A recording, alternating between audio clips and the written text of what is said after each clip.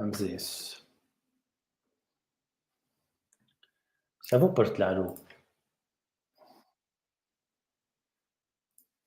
Agora esperemos que isto. Eu vou partilhar o. Ok, estamos no ar. Tenho que desligar o som do computador. Tem um lag. Tenho que desligar o som do computador. Tem um lag. É?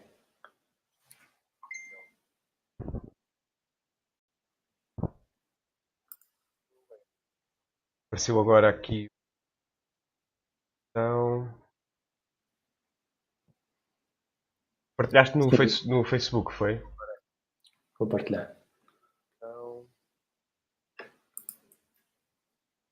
Partilhaste no Facebook, foi? Vou partilhar.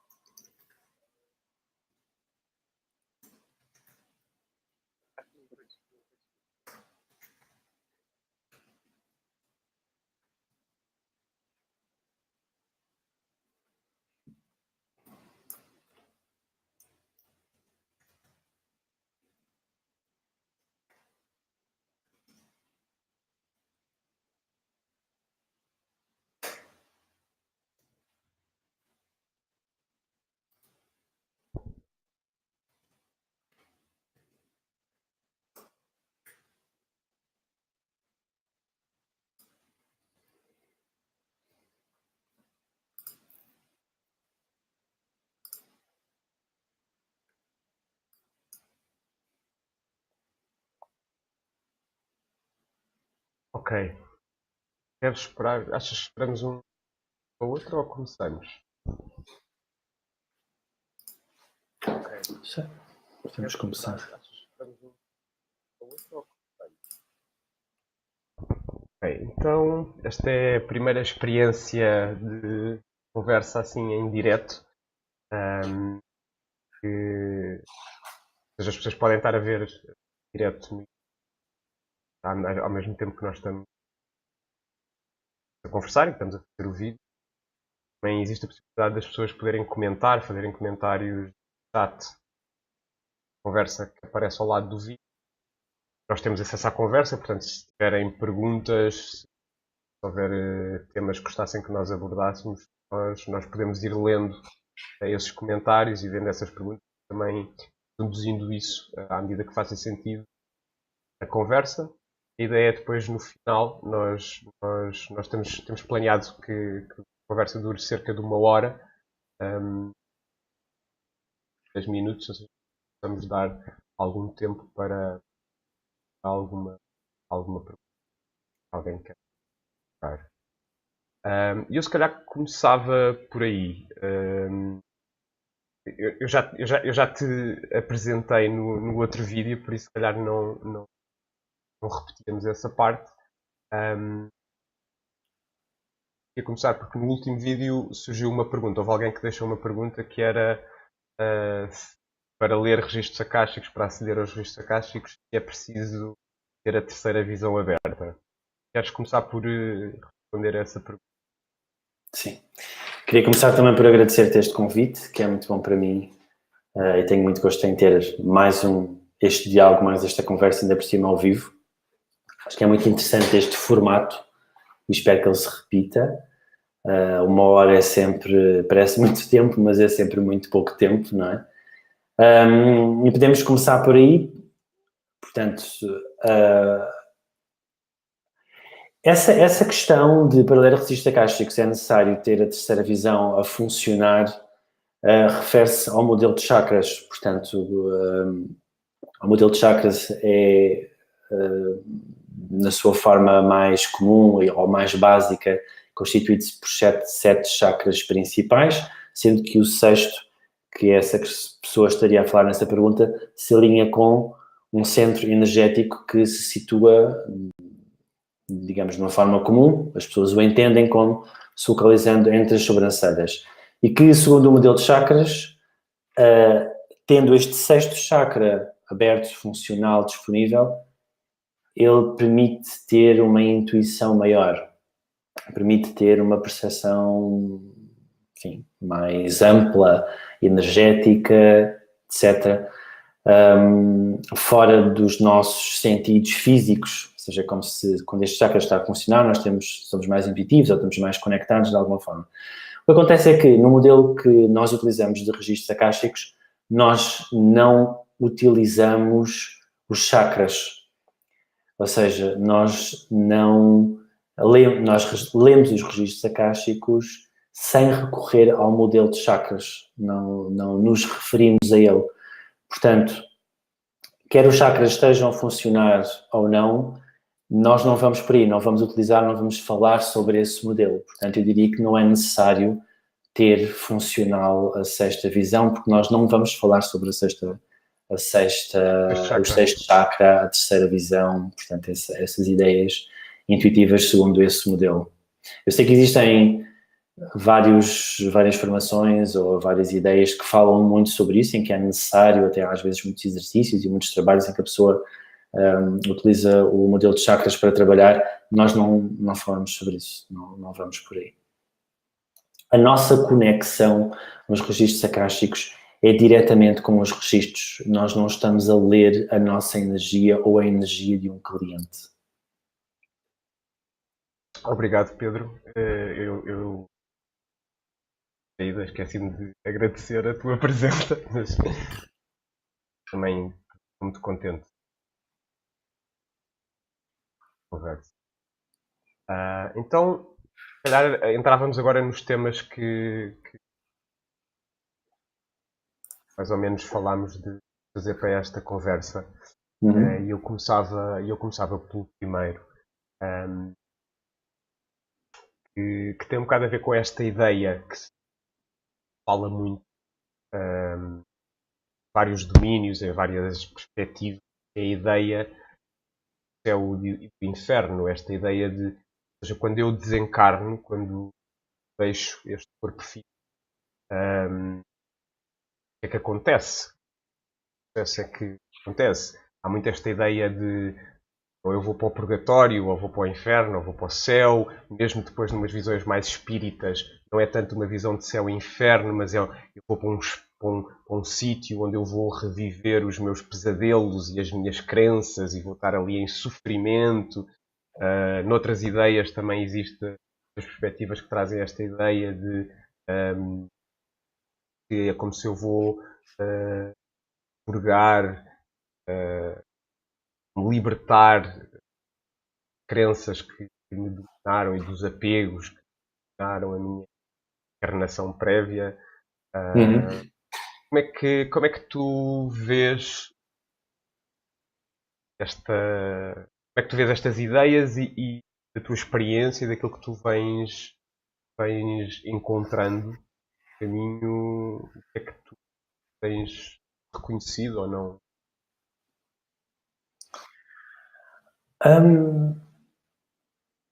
Eu acho que esse é um tema extremamente complexo, não é? E é um tema em que há muitos séculos ele já é falado, já como tu estás a dizer, é descrito de formas diferentes por religiões ou filosofias ou maneiras de entender e de estar na espiritualidade. Cada pessoa tem, cada uma destas correntes tem a sua maneira de ver. Eu o que sinto... Desculpa, eu de vez em quando vou-te interrompendo, que tivemos aqui uma pessoa que disse olá. Portanto, olha, não estamos sozinhos. Temos pelo menos a Paula que nos está a ver. Ótimo. Olá, Paula. Bem-vinda. O que eu sinto em relação a este tema é... Primeiro, acho que é um tema que tem que ser tido com muita cautela, porque há pessoas que são muito apegadas ao que acontece, então a gente não quer ofender ninguém, nem quer... também não quer evangelizar ninguém, não quer aqui dizer que a realidade é esta e que as outras realidades não acontecem. O que eu sinto é que numa altura em que algumas pessoas tinham uma visão do outro lado, portanto, tinham uma perspectiva da realidade fora da terceira dimensão, fora da nossa realidade material, poderia ser um pouco mais fácil perceber que quando as pessoas morrem, elas ou estão bem ou estão mal, não é? E simplificar esta questão. Portanto, ou a pessoa parte e o contacto que se tem com aquela energia, com aquela consciência, com aquela alma, é um contacto agradável e a pessoa se sente que aquela alma está bem, ou é um contacto desagradável e se sente que aquela alma ainda está menos bem. Se existe céu ou se existe inferno, a minha perspectiva é que quando nós morremos, nós levamos connosco muitas das nossas emoções e das nossas crenças. E que numa primeira fase, a nossa consciência é muito parecida com a consciência na forma como ela estava quando estava associada ao corpo físico. Portanto, se eu fiz da minha vida um inferno, eu quando morro, se calhar vou ter uma experiência igualmente infernal, entre aspas, portanto, igualmente negativa, igualmente com as crenças que estariam associadas a isso, não é? Portanto, eu sinto que tu disseste há pouco uma coisa que para mim é muito cara e é muito importante, que é se a pessoa está a fazer a revisão da vida dela, portanto, se a pessoa passa para o outro lado e vai olhar para trás, no sentido de olhar para aquilo que acabou de acontecer, isso para mim já é um passo muito positivo. Porque eu sinto que as almas, quando não fazem isso, portanto, quando não se dão a essa observação, normalmente são consciências que não progridem do outro lado, que ficam muito associadas à vida ou à terra ou àquilo que acabou de acabar para elas. Portanto, e isso pode ser uma experiência mais positiva, se a pessoa tinha uma atitude mais positiva na vida, também pode ser uma experiência negativa se a pessoa teve uma atitude negativa na vida, ou se teve uma vida muito complicada, ou se teve uma morte muito complicada. Talvez essa experiência vai se refletir depois naquela alma, digamos assim.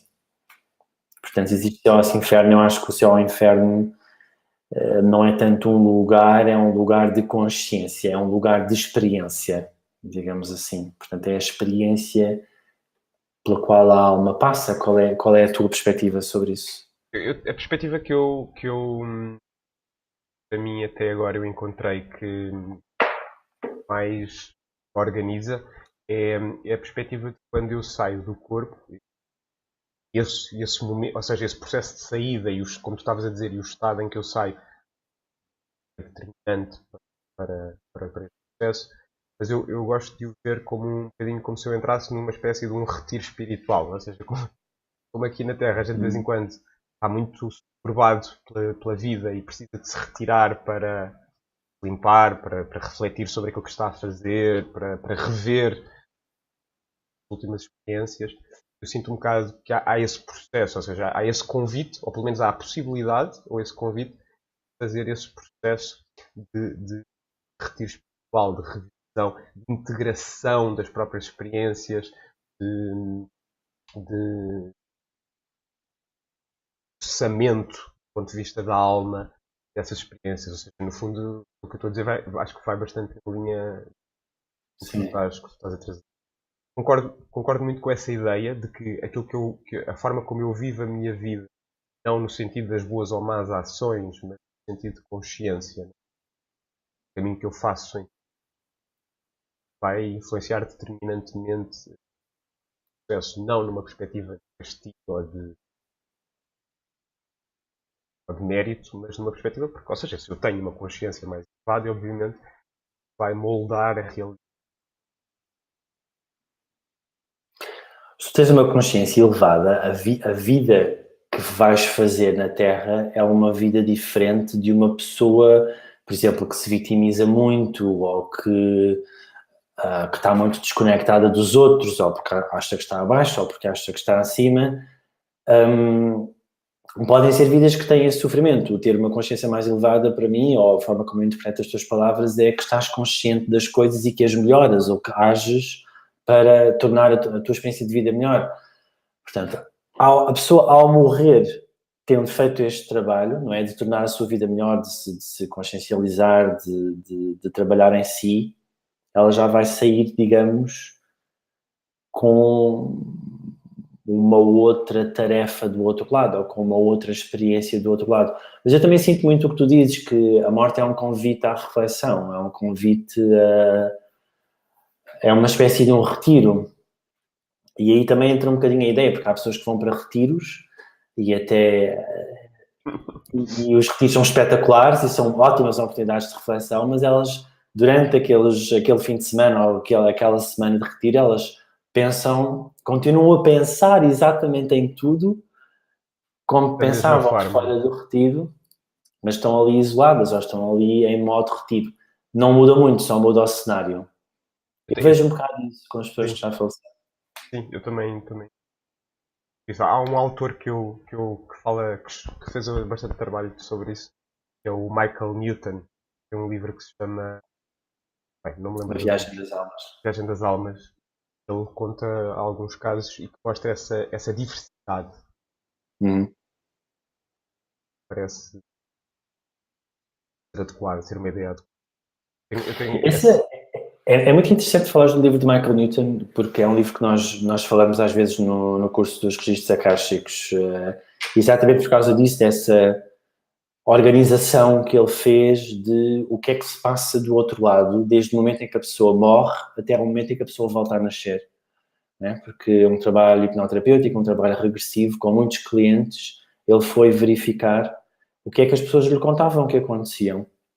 E esse livro, A Viagem da Alma, ao Destino da Alma, ele tem dois Destino, livros. é o O destino das Destino da almas. Alma. Um deles, pelo menos, é o destino da alma. É, ele tem dois, pronto, terão esses nomes ou nomes parecidos com esses. E ele, de facto, escreve aí os dados que ele foi recolhendo ao longo de décadas de experiência profissional do que é que as pessoas lhe contavam.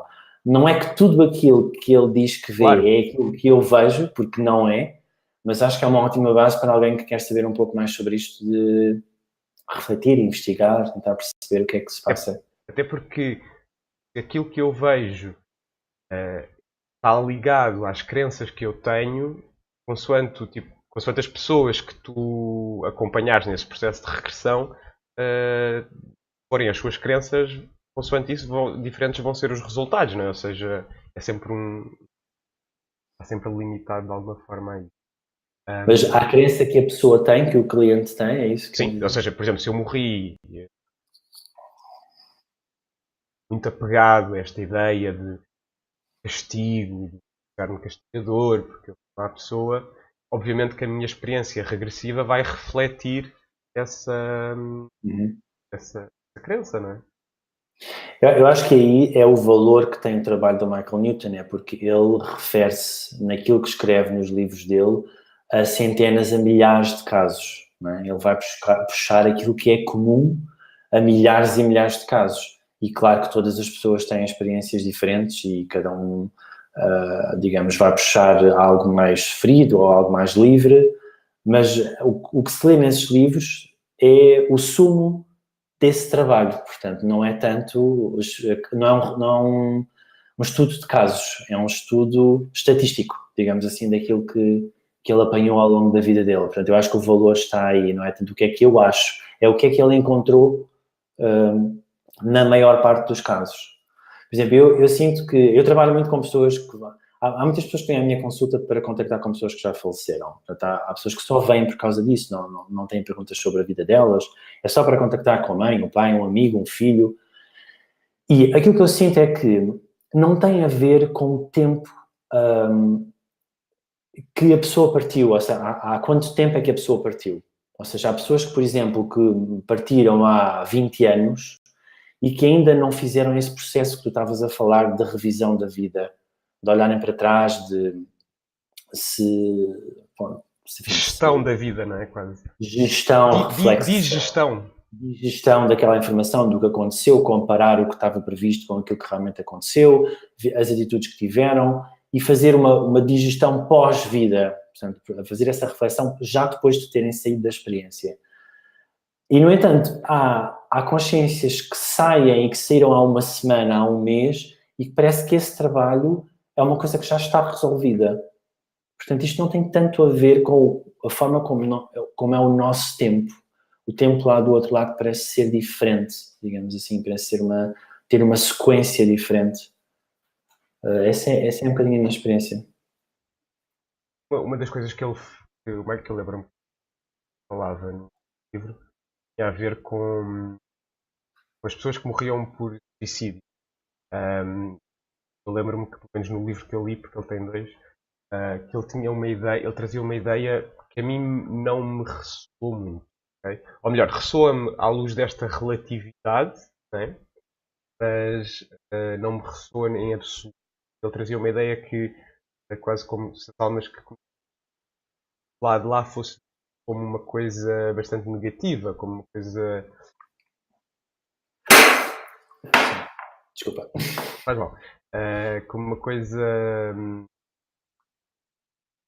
quase de desperdício da vida e que depois durante. Agora estou a falar de memória, já li o livro há algum tempo, há mais de um ano, portanto posso estar a dizer alguma coisa mal, mas acho que ele falava qualquer coisa como se a alma depois nem pudesse logo encarnar durante um tempo, porque era quase como se fosse uma coisa grave, a alma. Não, não me ressoa muito, isto não quer dizer que não possa haver casos que seja assim, mas enquanto princípio, ou enquanto orientação, parece-me pouco adequado, porque é relativo a um valor, não é relativo ao ser, não é relativo à alma. É porque eu também não tenho de cor, não sei de cor a perspectiva que ele traz no livro, que ele escreve no livro. Eu posso partilhar aquilo que eu vejo nos casos. Uma pessoa que partiu por suicídio, é assim, todas as pessoas são diferentes. Eu não quero estar a generalizar que as coisas sejam Claro que assim. sim, cada caso é um caso. Cada caso é um caso. Mas aquilo que eu sinto é que essa perspectiva que estás a dizer vem do ponto de vista do ser, ou seja, é quase como o ser, depois de ter criado a saída, a sua própria saída, sente que não geriu bem a vida. Não é não geriu bem a morte, porque se calhar aquela morte daquela maneira era necessária, mas é as atitudes que aquela pessoa teve, a construção do processo que levou à morte, não está correto, ou podia ter sido feito de uma maneira diferente. Há muitos exemplos que eu podia dar aqui, mas eu penso que a ideia é essa, é que a ideia de que a visão negativa não é do exterior, a visão negativa é da própria pessoa. O próprio ser. Ok, isso Do próprio faz-me. ser. Ok, isso tem mais lógica. Né?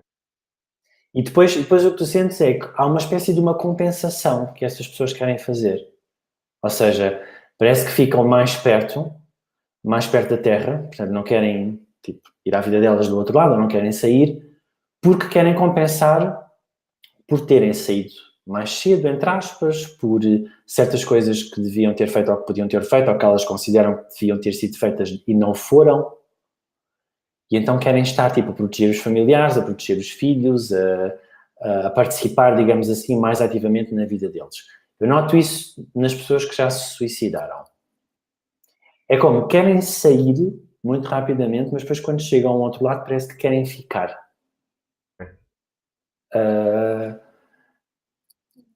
Portanto, mas isso tem que se ver muito de caso a caso. Sim, ou seja, o ponto que questiono é exatamente aquilo que tu trouxeste, ou seja, pode ser em relação ao exterior, pode ser em relação ao próprio ser. Essa é uma distinção, para mim, fundamental, porque essa distinção que tu vais estar a dizer é, sim, do outro lado há seres que te vão criticar, há seres que te vão dizer fizeste bem, fizeste mal, como se houvesse uma observação moral sobre aquilo que aconteceu, ou crítica sobre aquilo que aconteceu, e eu não vejo bem isso a acontecer. Eu não vejo isso a acontecer. Para tenho uma amiga minha que acredita que depois da gente morrer é como se fosse o Rock in Rio e em que tens vários palcos. Podes escolher o que é que tens em cada palco. Portanto, se tu gostas muito de música brasileira, tens um palco com música brasileira. Se gostas de não sei o quê. Mas pronto. Só para. Eu acho que as pessoas que já faleceram têm uma coisa que se calhar pode ser um bocadinho ligada a isso, que é elas parece que ficam na parte da vida delas que elas se sentiram no auge. Estás a ver, por exemplo, imagina uma pessoa que faleceu muito bem. Ou seja, uma pessoa que envelheceu bem, uma pessoa que fez as pazes com a vida, que fez as pazes com a família, uma pessoa que antes de morrer olhava para trás e dizia, pá, eu fiz coisas erradas, mas na realidade isto é que correu muito bem. Portanto, eu não tenho nada que me queixar. Estou bem e sinto que vivi bem e quero falecer bem também. Estas pessoas apresentam-se depois nas consultas dessa maneira, já numa idade avançada. Mas, por exemplo, uma pessoa que tenha envelhecido mal, zangada com a vida, zangada com a velhice, por exemplo, essa pessoa vai aparecer-se a mim, que estou a canalizar, não é? A trazer aquela pessoa, por exemplo, quando tinha 30 anos, ou quando tinha 40, ou quando tinha 20. Estás a ver? O aspecto que ela vai trazer, a parte da vida que ela vai trazer à consulta é a parte da vida onde ela se sentia muito bem. Nem todas as pessoas que morreram com 80 anos aparecem com 80 anos. Às vezes elas aparecem noutra fase de vida, digamos assim. Mais na idade adulta, em que a força estava no seu vigor, no seu expoente máximo. Isto acontece tanto com homens como mulheres, é interessante. Na linha deste tema, ou seja, da vida entre vida.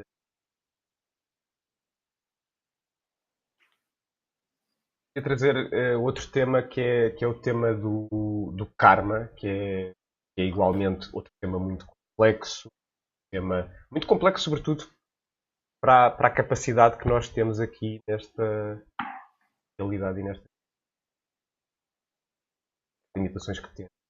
Sobre a qual também existem muitas perspectivas, já muito antigas, outras muito antigas. Esta ideia, há uma ideia com a qual eu gostava de ter esta ideia, que é uma ideia que eu disputo muito, ou seja, que é a ideia do karma enquanto castigo. Eu acho que o karma enquanto castigo é muito uma transferência de uma visão uma sociedade castigadora transposta para uma visão espiritual.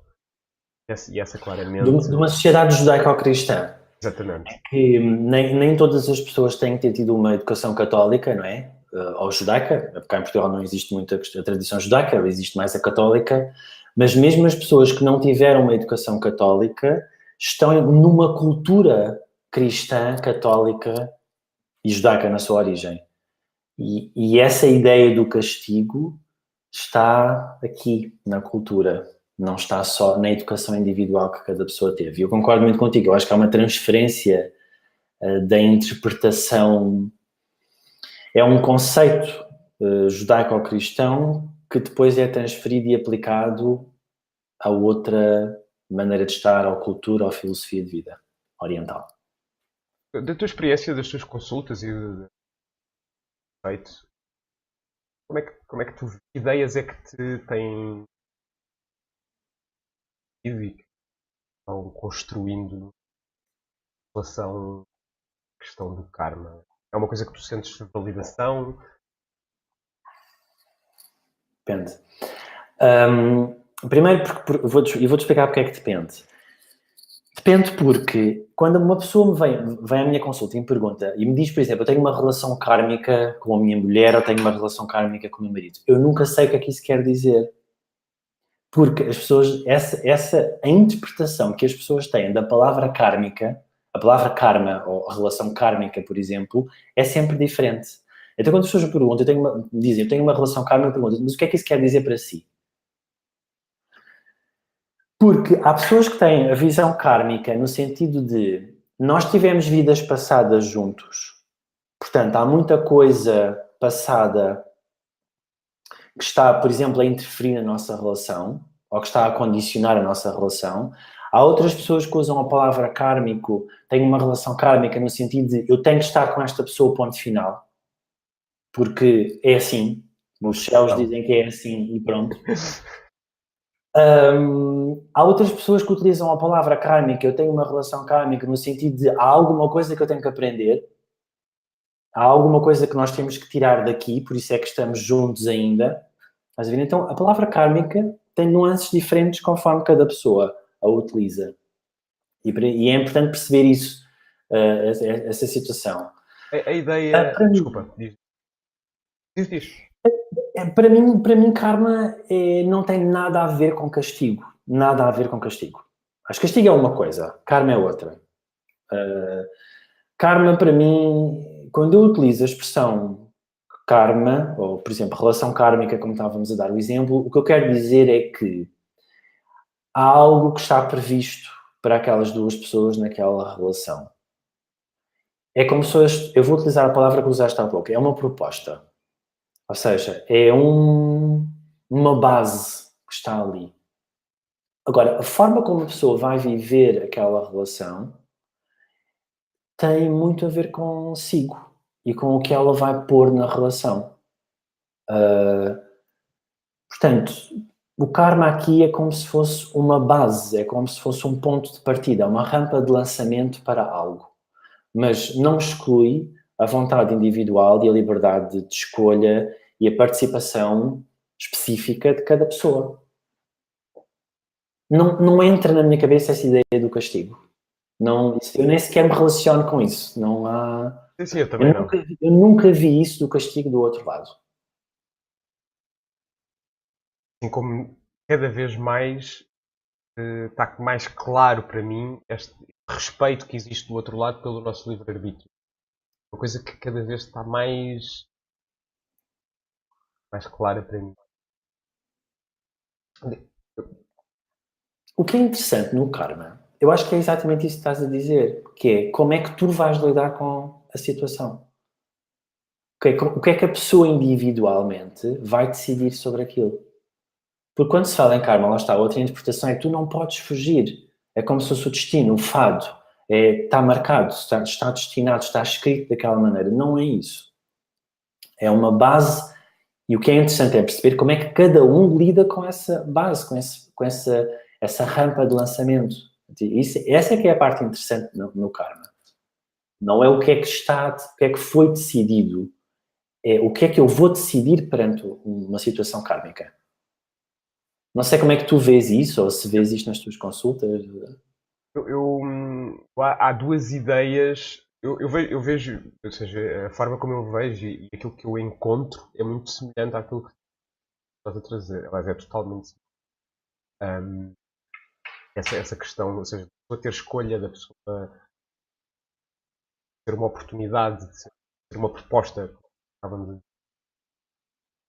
E há duas ideias que eu encontro, que eu tenho encontrado, que para mim me fazem muito sentido com o karma, que é. Uma delas é, o karma é sempre, ou a questão kármica é sempre uma proposta individual. Ou seja, mesmo no caso de uma relação,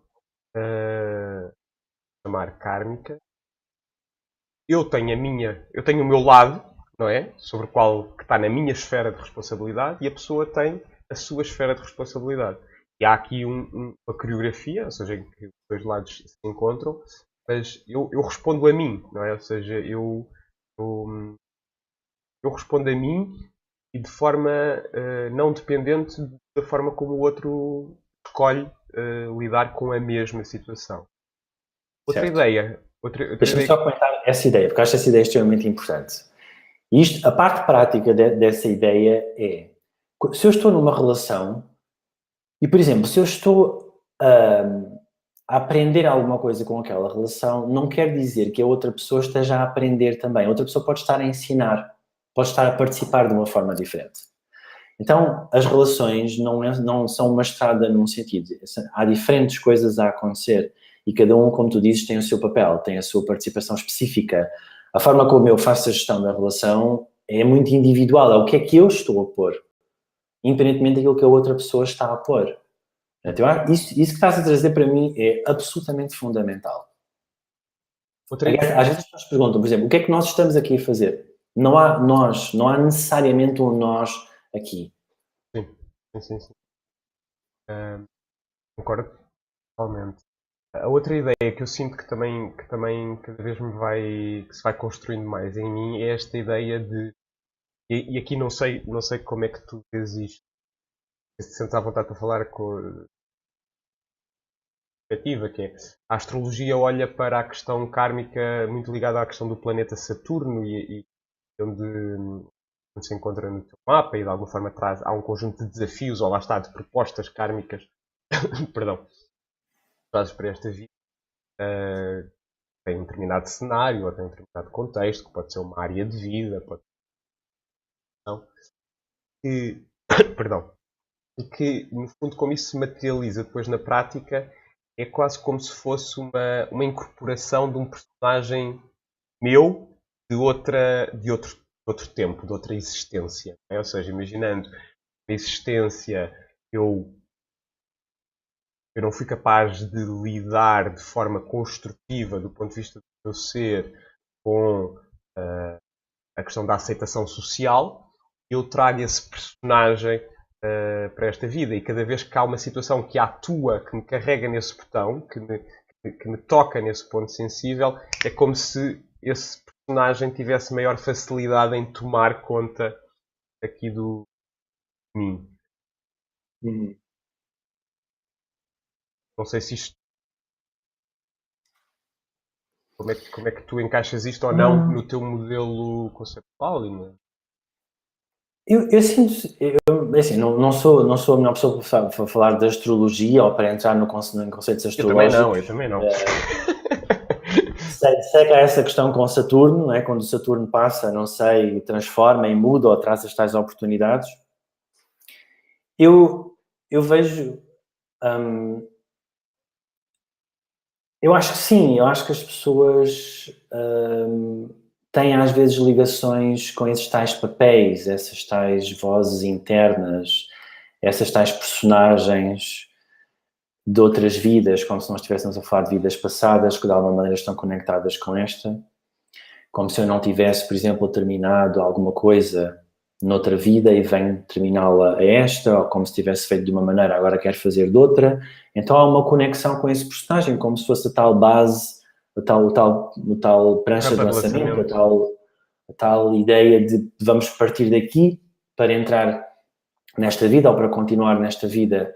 Não é um começar do zero, não é? O karma que também para mim tem muito essa ideia, não é bem o começar do zero, é o continuar alguma coisa. E eu sinto que sim, embora eu também sinta que acho que nós temos que viver esta vida. Acho que a ideia de uma conexão demasiado evidente e demasiado frequente com uma vida passada, para mim é algo que se constitui como um problema. Uma constante referência a esses tais personagens, a mim, constitui-se, para mim, é um problema. Acho que a pessoa está interferida, não está livre para participar. Achas que pode ser uma ideia condicionadora? Acho que é uma ideia, acho que é uma voz, acho que é um personagem condicionador que pode condicionar. Porque, repara, é como se fosse uma faca de dois gumes. Uma coisa é uma personagem do passado, uma vida passada, ser uma rampa de lançamento. A outra coisa é a mesma personagem te pôr um conjunto de muros à tua volta. Ou seja, tu não vês mais nada sem ser a maneira que aquela personagem viu a realidade dela. É como se te aprisionasse, te condicionasse nesse campo de visão. Não achas que pode ser um bocadinho semelhante, por exemplo, a um trauma de infância? Por exemplo, imagina que pode ser perfeitamente semelhante a um trauma de infância, sim. São estados de ego, são vozes, são personagens, é como se fosse um teatro aqui interno que nós temos e que temos que descortinar o que é que estas personagens nos estão a dizer, como é que elas condicionam as nossas escolhas, a nossa vida. Porque aí a tua ideia de um trauma de infância é como se fosse a criança interior, não é? Uma versão da criança interior aflita, ou traumatizada, ou chorosa. Se a minha figura de autoridade, caso uma pessoa que poderia ser o seu pai, era sempre muito... dava pouco espaço, por exemplo, para a criança explorar, tinha medo. Depois, enquanto adulto, aquela pessoa, sempre que vê uma figura de autoridade, vê esse medo, vê essa... ou reage da mesma maneira, não é? Interpreta uma figura de autoridade à luz da experiência que teve com o pai. Sim, é isso mesmo. Ou seja, é como se essas vozes, essas figuras condicionassem as nossas escolhas e muito do nosso papel Eu sinto é nós livrarmos disso, é nós retirarmos esses condicionamentos, quer eles venham de uma vida passada ou quer eles venham de uma experiência infantil ou adolescente ou que aconteceu ano passado ou o que quer que seja, é nós removermos esses limites que não são reais, nos condicionam, nos aprisionam numa realidade que não é suposto existir. Isso. Como é que tu vês este triângulo entre, ou seja, o que estamos a falar em termos de karma, plano de vida, não é? Construção do plano de alma, fala enquanto encarnações. Pode estar, ou... Dando assim, ou seja, tentando ir um bocadinho mais profundamente neste tema e se calhar indo para um nível se calhar um bocado mais avançado, não é? Ou seja, estamos a explorar possibilidades e a verdade absoluta. Sim. Eu acho que as almas constroem um plano, uma estrutura, as tais rampas de lançamento, portanto, as tais propostas, para virem ter uma experiência. Neste caso, vamos restringir-nos a ser um ser humano na Terra. Pronto, vamos considerar isso neste caso. E sinto que esse tal plano, essa tal ideia, vai, ao longo da vida, organizar a realidade interna e externa para nos fazer avançar nesse plano ou para nos fazer explorar esse tal plano. Mas se eu tiver estas vozes que me condicionam, é como se eu só estivesse a explorar parte desse plano, 10% desse plano ou 1% desse plano. Ou seja, eu não consigo explorar o meu plano de vida porque eu estou condicionado por uma experiência traumática de infância, ou por uma vida passada, ou por o que quer que seja. Então, embora eu considere que há planos que não se constituem só para uma vida,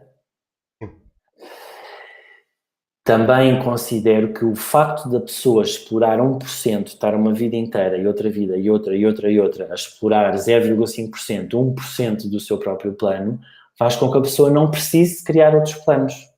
Portanto, é como se a pessoa vem recorrentemente com as mesmas histórias, as mesmas coisas, para ver se sai daquele filme, para ver se realmente começa a explorar.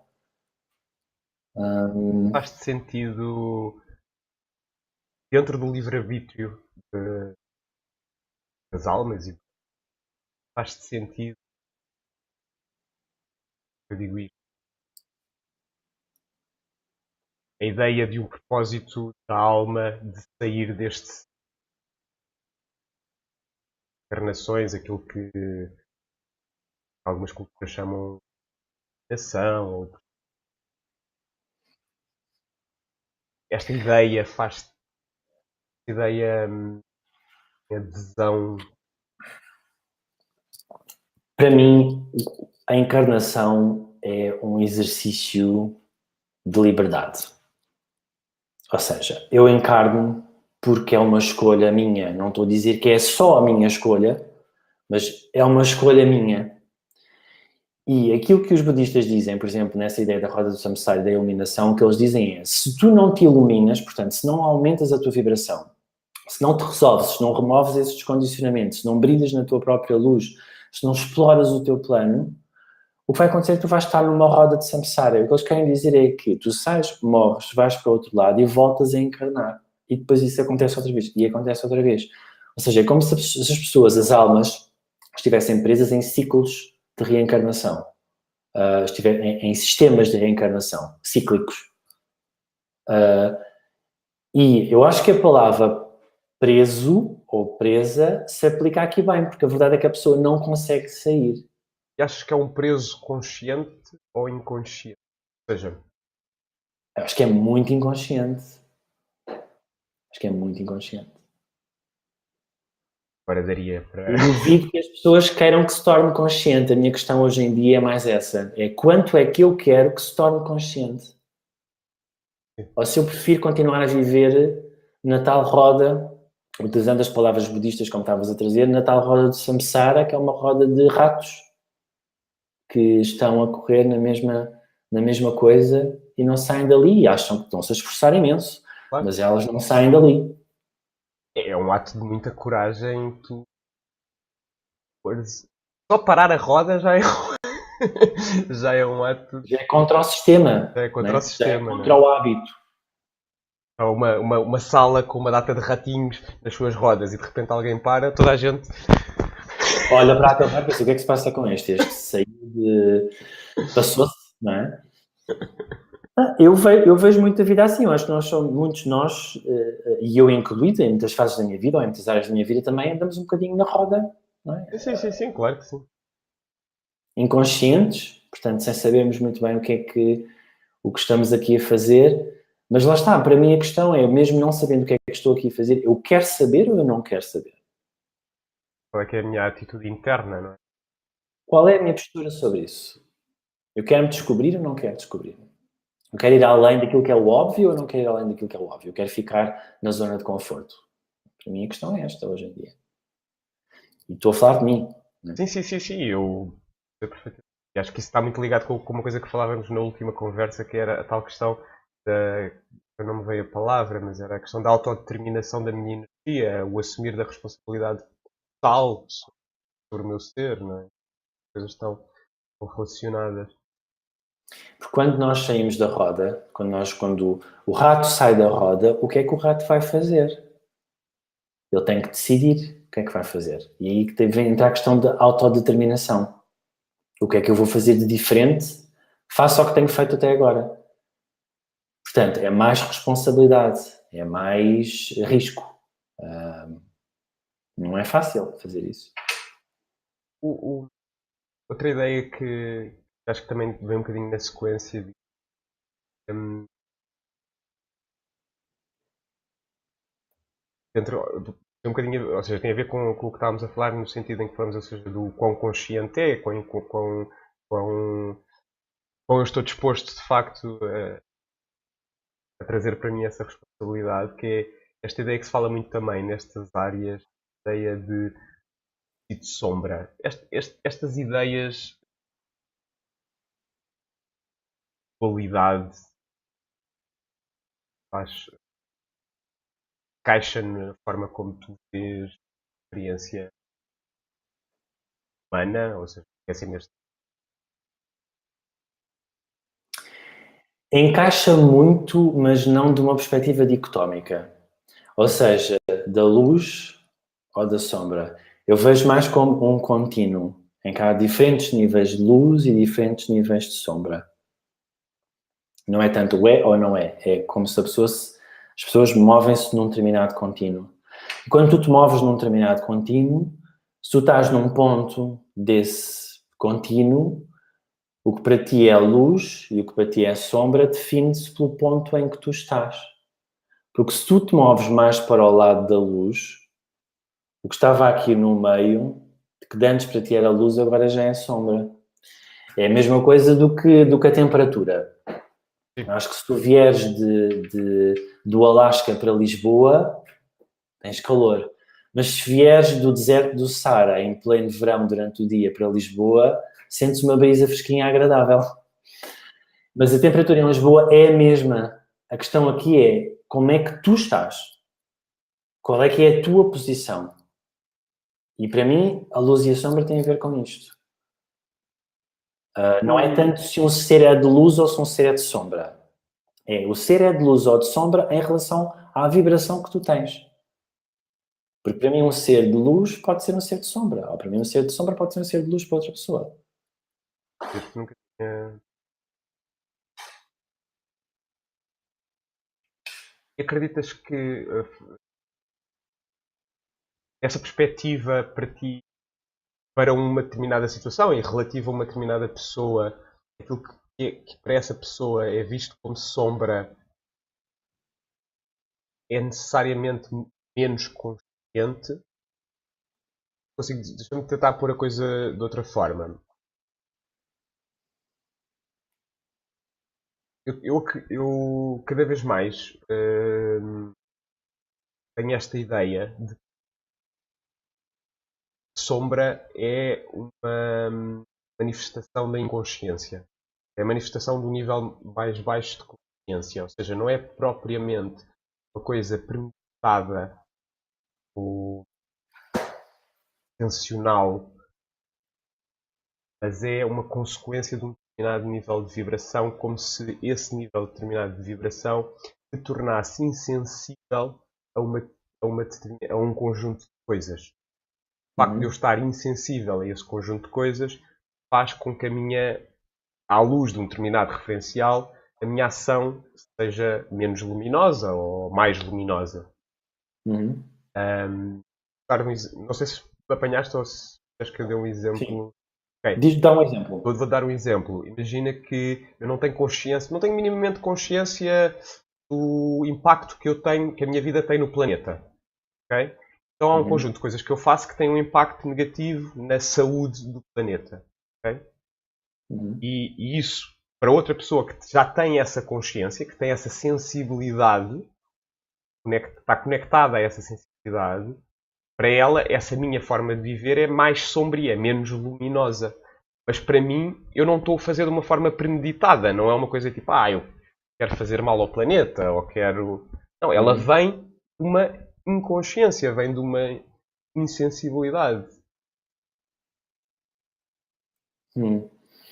Aí tu estás a definir consciência como se fosse aquilo que tu sabes, ou não, a forma como tu te relacionas. É mais do que aquilo que eu sei. Porque, por exemplo, dando um exemplo pessoal, por exemplo, eu sei que...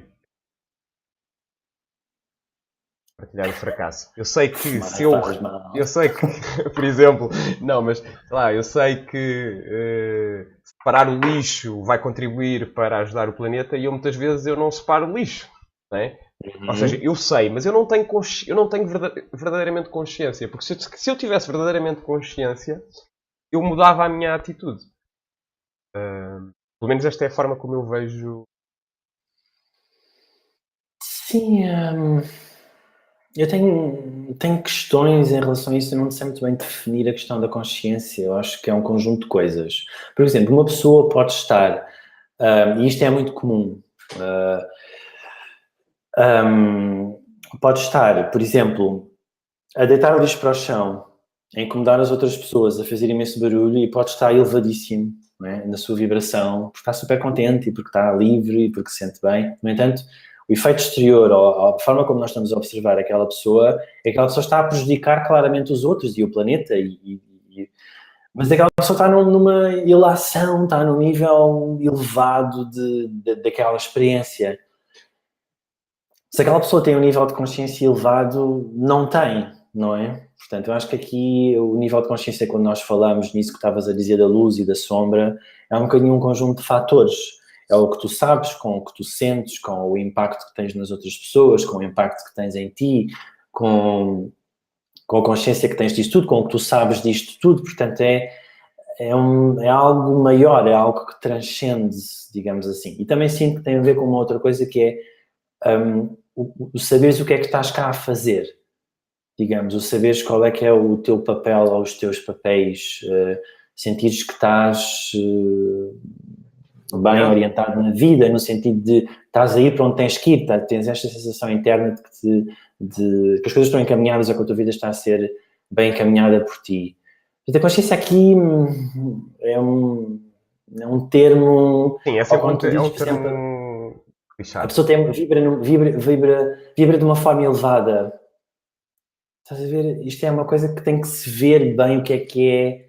Não, eu não encontrei até hoje uma definição que me parecesse útil, ou muito lógica, ou que eu me agarrasse muito. Embora eu diga isso muitas vezes, e diga isso muitas vezes às pessoas, que a pessoa tem que saber a sua vibração, e tem que se iluminar, e tem que fazer uma série de coisas, eu acho que o foco depois, aspectos dessa iluminação, dessa vibração, aspectos diferentes conforme a pessoa diferente que tenho à minha frente, ou conforme diferentes alturas da minha vida, alturas da minha vida em que eu, por exemplo, eu sentir que eu tenho que elevar a minha vibração, tenho que me comportar de forma diferente, tenho que pôr lixo no lixo, ou devia fazer a seleção, ou alturas na minha vida em que eu sinto que tenho que estar mais com as outras pessoas, que isso me deixa mais feliz, há outras alturas da minha vida em que sinto que tenho que ir mais à praia, que isso eleva a minha vibração. Não sei, eu acho que às vezes a questão de ter a vibração elevada tem que se ver especificamente conforme cada pessoa e cada situação. Ok, são 9h55, ou seja, estamos quase a chegar a 1 hora. Não parece que tenham, não sei se alguém tem algo, de quem está a ver, se alguém tem alguma pergunta que queira colocar no chat de conversa.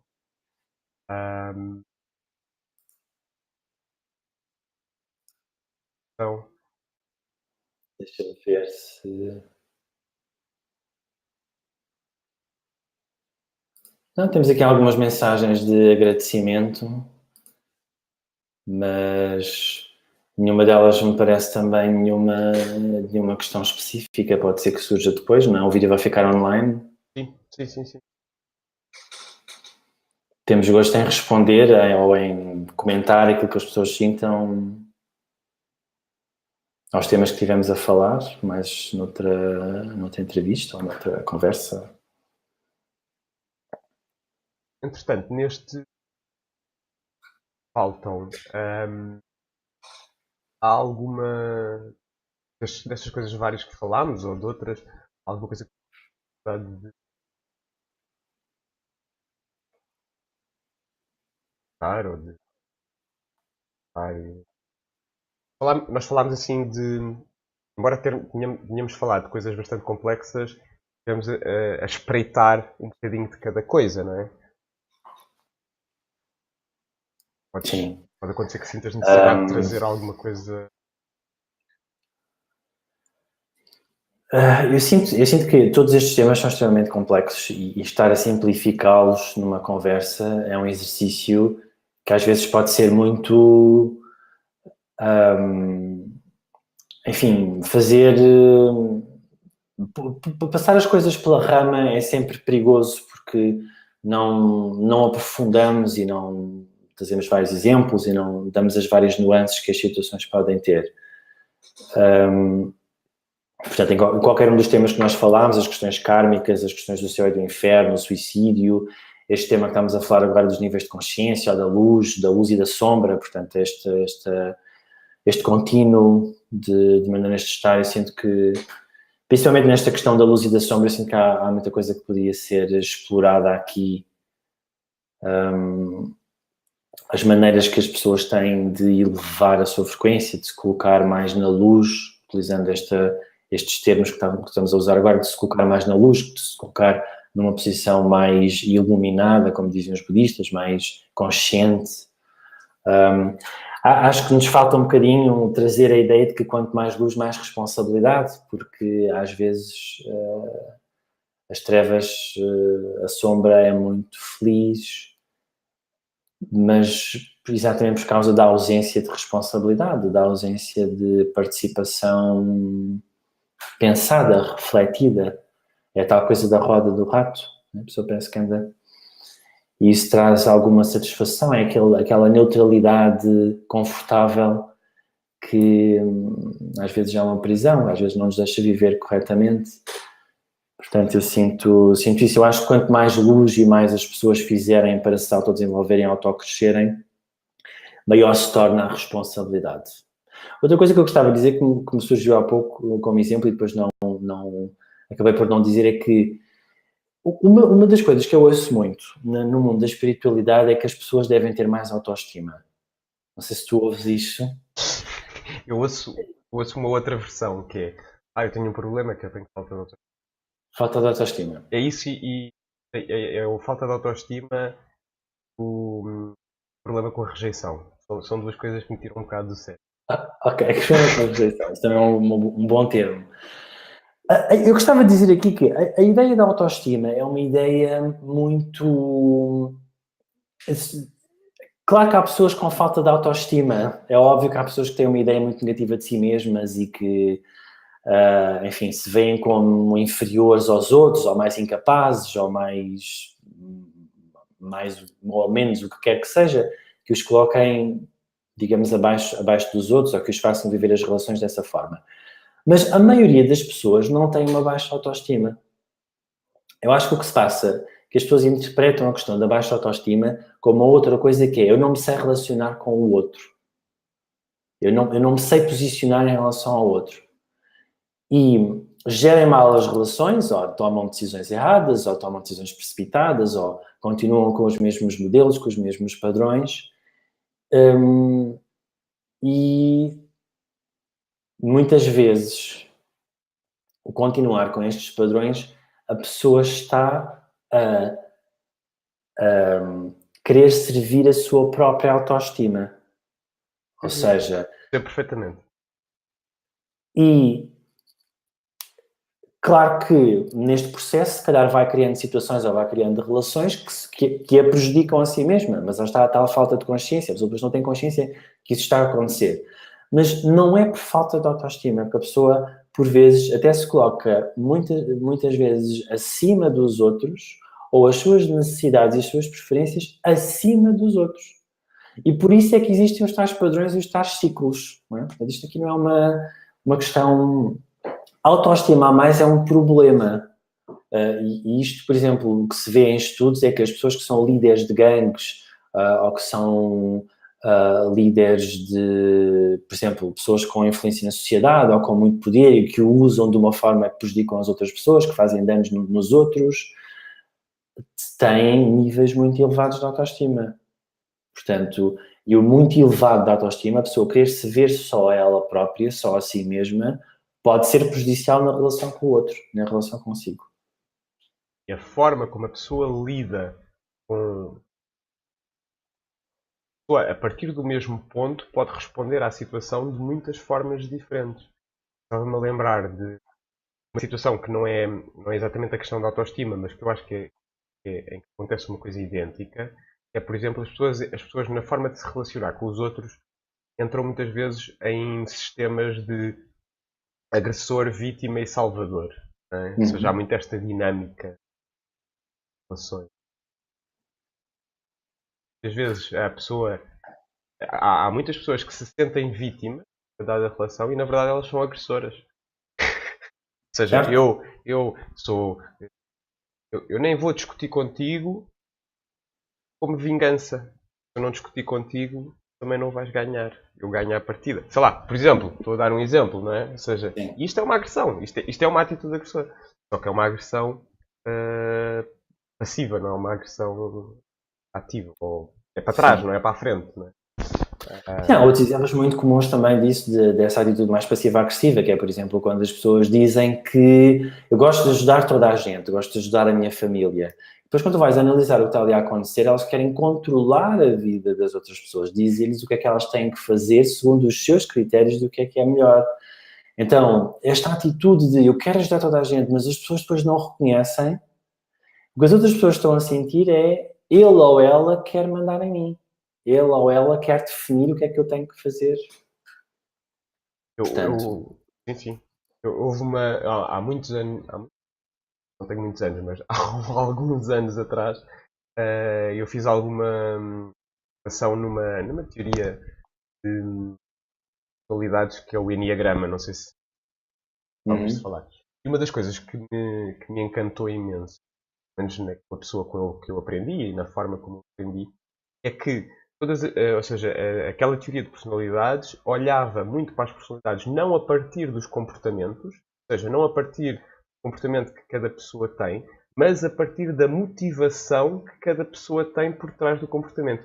E lembro-me que nessa altura, essa distinção, para mim, abriu-me imenso os meus horizontes. Porque, por exemplo, tu podes ter duas pessoas que têm um comportamento tímido, mas uma tem uma motivação e a outra pode ter uma motivação completamente diferente.